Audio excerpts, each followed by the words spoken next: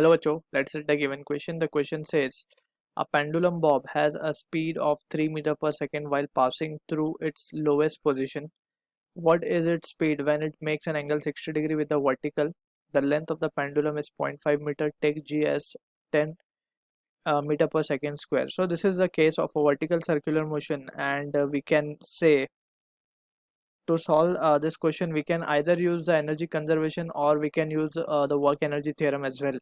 So to understand the work energy theorem, we can say W net is change in kinetic energy.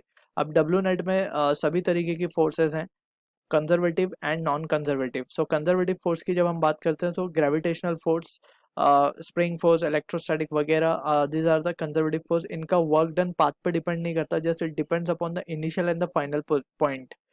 ठीक है. Whereas अगर हम बात करें नॉन कंजर्वेटिव फोर्सेस की लाइक फ्रिक्शन, सो उसका वर्क डन जो है पाथ पे डिपेंड करता है. ऑलराइट.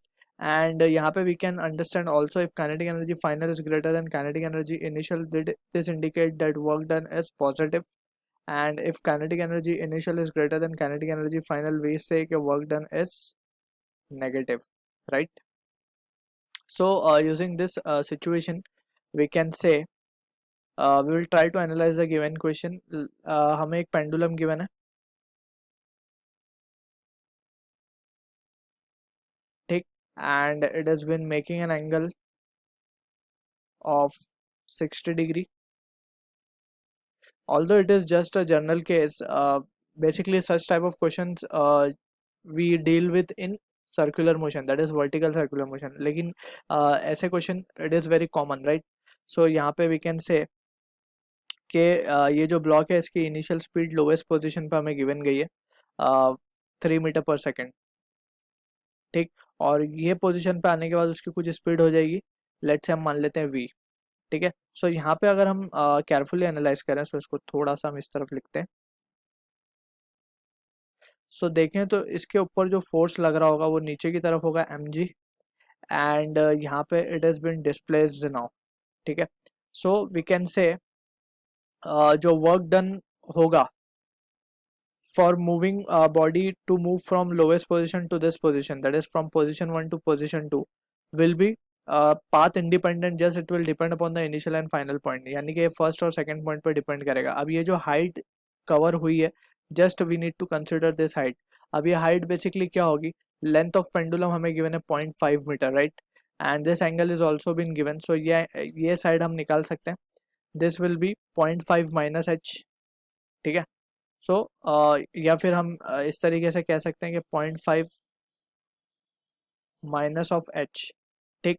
अब यहाँ से हम एच की वैल्यू कैलकुलेट कर सकते हैं इजीली. क्या लिख सकते हैं हम,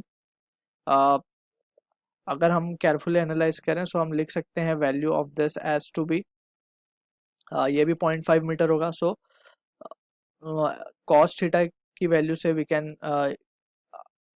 adjacent upon hypotenuse. Yes, cos theta से निकाल सकते हैं हम. कॉस थीटा की वैल्यू आएगी 0.5 minus H upon this is the adjacent hypotenuse is 0.5, right?